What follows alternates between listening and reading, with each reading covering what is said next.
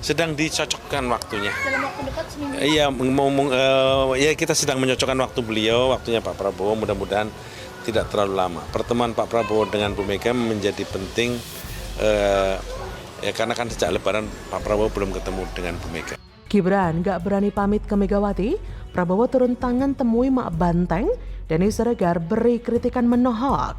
Pak Prabowo pengen ketemu Bu Mega, Pak. Ketika ngomong-ngomongnya cawapres gitu. Kenapa? Ada Pak Prabowo pengen ketemu Bu Mega, Pak. Gimana tuh, Pak? Oh, saya belum tahu malah. Ya. Halo, dengar suara JJ lagi di channel Redaksi Jurnal. Seperti dilansir dari fajar.co.id, Capres Koalisi Indonesia Maju, Prabowo Subianto, meminta bertemu dengan Megawati Soekarno Putri setelah memilih Gibran sebagai cawapresnya. Hal itu kemudian dikritik Denny Siregar. Pegiat media sosial itu menyentil Gibran. Denny mengatakan perjalanan politik Gibran menjadi cawapres disokong orang-orang dekatnya yang juga merupakan orang yang berpengaruh di Indonesia. Menurut Denny, selama ini Gibran dibantu ayahnya untuk jadi cawapres. Tak lain adalah orang nomor 1 di Indonesia, Presiden Joko Widodo. Kata dia dikutip dari unggahannya di X Selasa 24 Oktober, Pilpres dibantu ayah. Karena usianya belum cukup 40 tahun sebagaimana Undang-Undang Pemilu, Denny mengatakan Gibran kembali dibantu pamannya. Tak lain adalah Ketua Mahkamah Konstitusi Anwar Usman. Kata Denny Siregar, sidang dibantu paman. Tak berhenti sampai di situ. Setelah diumumkan sebagai cawapres KIM, Gibran kembali dibantu berpamitan dari PDIP, partai yang mengusungnya sebagai wali kota Solo. Kali ini, Ketua Umum Gerindra yang juga capres KIM dikabarkan akan menemui Ketua Umum PDIP. Kata Denny Siregar, bahkan pamit pun harus dibantu opa. Mbok yang mandiri tocah, jadi laki moso kalah ambe anakku sing lanang, jadi laki moso kalah ambe anakku sing lanang. Di sisi lain rakyat pun bertanya-tanya, lalu bagaimana nasib Gibran di PDIP yang mengusung pasangan Ganjar Mahfud? Kata Gibran pada Senin 23 Oktober, saya sudah berkomunikasi dengan Mbak Puan di Jumat malam kemarin. Selain bertemu dengan Puan, Gibran yang saat ini berstatus kader PDIP mengaku juga bertemu dengan Ketua Tim Pemenangan Nasional Ganjar Presiden TPNGP Arsyad Rashid. Saat ditanya mengenai nasibnya di PDIP, Gibran pun kembali menegaskan sudah berkomunikasi dengan Puan dan Arsyad. Kalau menurut saya sih tidak perlulah ketemu setelah apa yang terjadi selama ini. Khususnya setelah tindakan Prabowo memaksa Gibran untuk menjadi bacawa presnya tanpa meminta izin lebih dulu kepada sesama ketua umum partai. Ini kan lucu, kok senang menabrak aturan dan melanggar etika kayak orang gak paham aturan aja. Ibarat kata mau meminang anak orang, semua sudah disiapkan dan pengumuman pernikahan sudah tersebar di seantero jagat. Calon besan malah tahu dari media. Karena yang punya niat belum pernah datang secara langsung untuk nembung akan meminang anaknya agar dinikahkan dengan putra-putrinya. Kok kayak main paksa ya? Mirip orang yang dikelabui terus tanpa sadar mengikuti keinginan orang yang mungkin saja berniat menculiknya. Kok mirip kayak dulu? Sebagai seseorang yang katanya taat hukum, juga mantan komandan pasukan khusus, seharusnya Mbah Wowo paham perkara beginian. Kalau saja Prabowo agak cerdas, maka seharusnya cara mainnya agak diperhalus. Seandainya Gibran ngebet ingin maju bersama koalisi Indonesia Maju, sebagai lansia yang tahu diri, seharusnya Gibran disuruh meminta izin dulu kepada Bu Megawati. Terus kalau memang tidak diizinkan, ya mending cari orang muda yang lain seperti AHY misalnya, sebagai sosok kandidat yang ngenes karena nggak ada yang melirik sebagai bacawa pres.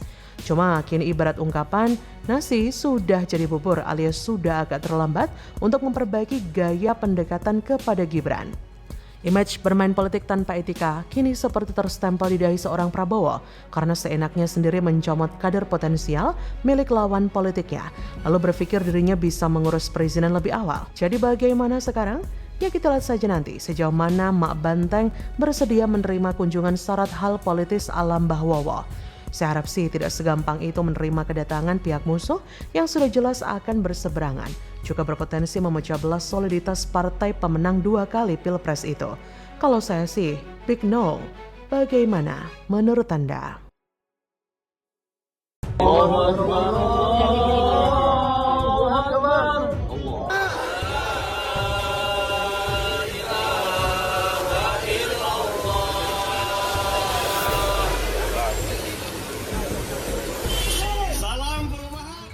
Sesat, bocor video Anies Caimin diiringi azan 4 penjuru di markas PKB, politisasi dan jualan agama sudah dimainkan.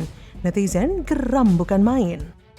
2017 lalu, waktu pemilihan gubernur, itu memang tahun politik yang membawa luka paling dalam karena warga Jakarta seperti dibenturkan hanya karena kekuasaan.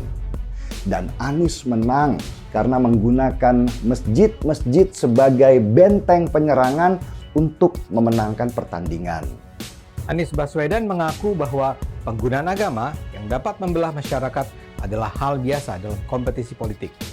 Pernyataan ini ia lontarkan dalam wawancaranya dengan stasiun televisi publik ABC Australia 9 Maret yang lalu. Halo, selamat datang di channel Redaksi Jurnal bersama JJ. Beredar sebuah video yang memperlihatkan pasangan baca pres-bacawa pres Anies Baswedan dan Muhaimin Iskandar atau yang akrab disapa Caimin akan mendaftarkan diri ke KPU. Nah, sebelum mendaftar ke KPU, Anies Caimin dibekali doa oleh sejumlah kiai dan pimpinan pondok pesantren. Tak hanya doa, mereka juga dilepas dengan kumandang azan yang dilantunkan oleh beberapa kader PKB, salah satunya Tommy Kurniawan. Dan ternyata, gemas suara azan dari 4 penjuru di kantor DPP PKB itu adalah untuk melepas keduanya sebagai Capres dan Cawapres 2024. Kumandang azan ini menjadi penanda ikhtiar perubahan pasangan Amin ditujukan agar Indonesia kian adil dan makmur. Ya, beginilah ketika agama dipermainkan. Banyak pula ritual-ritual yang dilakukan. Agama dipolitisasi demi kepentingan politik. Ini merupakan sikap orang-orang yang berambisi dan haus akan kekuasaan. Bagi mereka, agama hanya dijadikan kedok dan tameng untuk menjaring massa. Azan yang seharusnya digunakan untuk memanggil muslim pertanda masuk waktu sholat, tapi kok ini digunakan untuk kepentingan politik? Gila bukan? Memang dalam kondisi tertentu, azan bisa dikumandangkan selain masuk waktu sholat, seperti ketika ada musibah, hujan lebat, dan lain-lain. Tapi ketika oleh kubu Anies Imin digunakan untuk politik, apakah ini akan menjadi musibah bagi Anies Caimin? Entahlah, ya pasti penggunaan instrumen agama untuk kepentingan politik dan kekuasaan tidak dibenarkan. Caimin berduet dengan Anies ini memang sudah cukup bikin banyak orang geleng kepala. PKB koalisi dengan PKS, rasa-rasanya gimana gitu. Tapi itulah politik, yang penting sama kepentingan. Siapapun yang dirangkul tidak masalah. Nafsu politik memang membutakan banyak orang, tapi itu resiko. Kalau mau sama Anies harus siap kena getah dari politik identitas. Sudah tahu noda masa lalu Anies sedemikian kotornya, masih saja diterima demi memenuhi ambisi politik. Kita semua tahu, Anies berambisi menjadi presiden dan Caimin sangat berambisi menjadi wakil presiden. Beginilah hasilnya, jadi pelawak politik yang menggunakan politik identitas. Beginilah kalau ada kelompok yang tidak punya prestasi, sehingga hanya bisa memanfaatkan agama dan instrumen lainnya demi meraih kekuasaan. Ada seorang politikus pernah bilang, jika kamu mau mengetahui karakter seseorang, berikan dia kekuasaan.